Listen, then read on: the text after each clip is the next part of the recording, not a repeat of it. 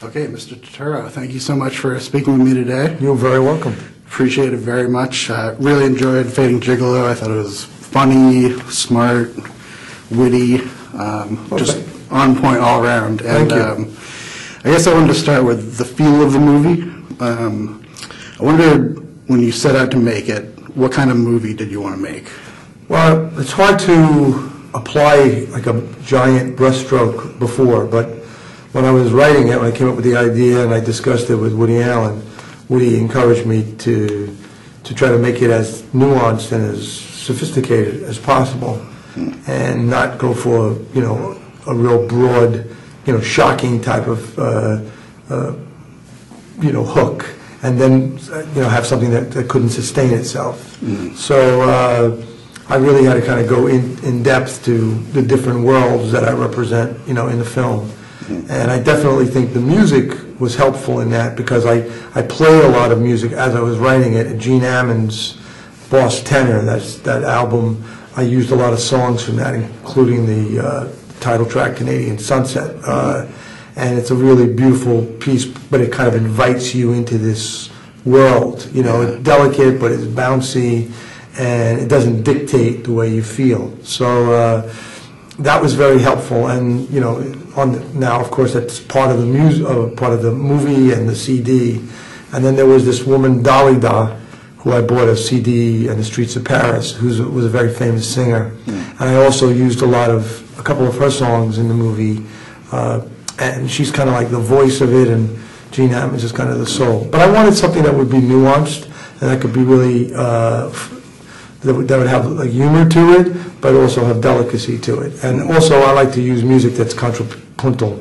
I don't like to have music that scores what the actor is doing. Right. That repeats what the actor is doing. It doesn't dictate, right? That's right. Yeah. So the film gets actually it gets deeper as it goes along. Yeah. And I think, and then we try to find that balance of it. The humor and the tenderness, and that's tricky to do. Yeah, it's not easy to do. So hopefully we've succeeded. Cool. So, what movies from film history were reference points for you? Did you look at anything before? Well, I mean, Midnight Cowboy I've always loved, though this has nothing to do with that. That's really the dark side. A movie like Shampoo, which wasn't about being paid for sex, but it was a lot about a guy who's like servicing all these women all the time. He's obviously a hair cutter, but that had an interesting tone. So, but you can't really, it's nice. There were a lot of films that were made about streetwalkers throughout history. A lot of great directors. One of my favorite films is Nights of Cabiria, the Fellini movie, and. I've always been interested in that, but you can't imitate another film. You can only let it, encourage you, or maybe you'll take the color palette from it or something like that, which I didn't. Sometimes you're looking at films that have nothing to do with it at all, like The Conformist, which basically everybody looks at, I think, for color references. But I had the photographer Saul Leader. I used a lot of his street photographs as a color palette. Interesting. And Morandi, the wonderful Italian still life painter, for the colors of all the walls and things. So you have all different references. Sweet. But I don't use another film to try to make this film. Obviously, when I was writing for Woody, maybe I looked at Broadway Danny Rose one time just to. Yeah. But I know Woody, and then I worked with him in the theater, right. And so. It was a 2-year process, and so it was very helpful, getting to know him. So it was because I was writing for him. You had a small role in Hannah and Her Sisters. Yeah, but I also did something else with what he called Company Man, and I was going to maybe do another film. I knew he liked me, and I've never done a big role for him, but he likes me, and he liked the idea, and like I said, in the middle of it, we worked in the theater together on Broadway. And I directed these plays, one of which he had written. Other two were by Elaine May and Ethan Cohen, and so that was a good experience for me, because I got to know him. And I think some of our relationship is reflected in the film. Yeah, I think so. So, Where did you guys first meet? I guess, in the 80s. Yeah. Yeah, we met, like around Hannah. Yeah. Cool. I think that was the first time I ever met him. Sweet.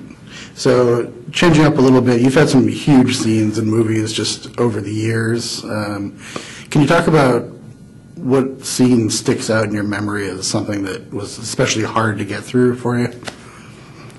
I don't know. I mean, everyone always talks about Miller's Crossing and stuff like that. But, Yeah.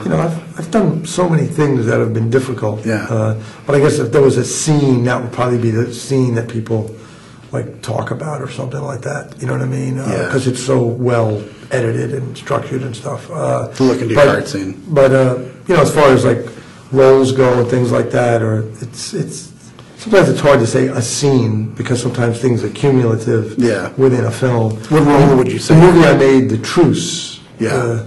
I think that's one of the, that's something that's very close to my heart. There are lots of things. I mean, I made maybe, it may not be in total one of the best things I was ever in because it was, we had limitations, but I did The Bronx is Burning where I played Billy Martin, and people really liked that, including his son and all his former players, and I really loved doing that. I loved because I was fascinated by Billy Martin, and I wanted to do a good job, for him, and that was something that was a really big experience for me. He's interesting character. Yeah, for sure. fascinating. You're a guy. Yankee fan? Yeah, I'm a Yankee fan. And I actually like the A's too, and I know he's from Oakland, and I just, really, he's a very unique and complicated individual, and also kind of naked in many ways. So that was something. But there's lots of things, other things that weren't made for real people, or based on real people, like work I've done with the, Coen Brothers or Spike Quiz Show. There's lots of things. So. Yeah, I love Herbie Stemple.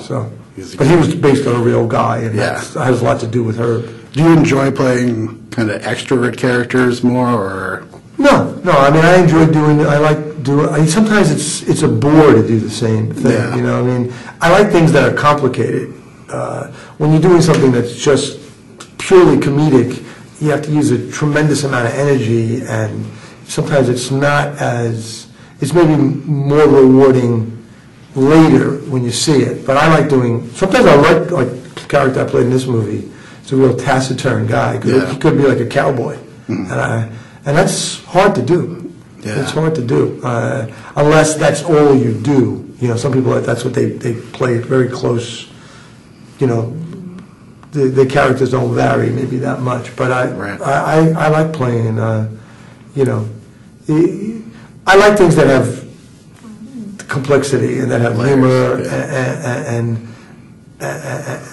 and humanity too. So I think that's what life is like. Absolutely. It's not all one thing. Great. So. All right. Great. Thank you so much, Mr. Okay. Chair. Thank you. Good luck with the film. Okay.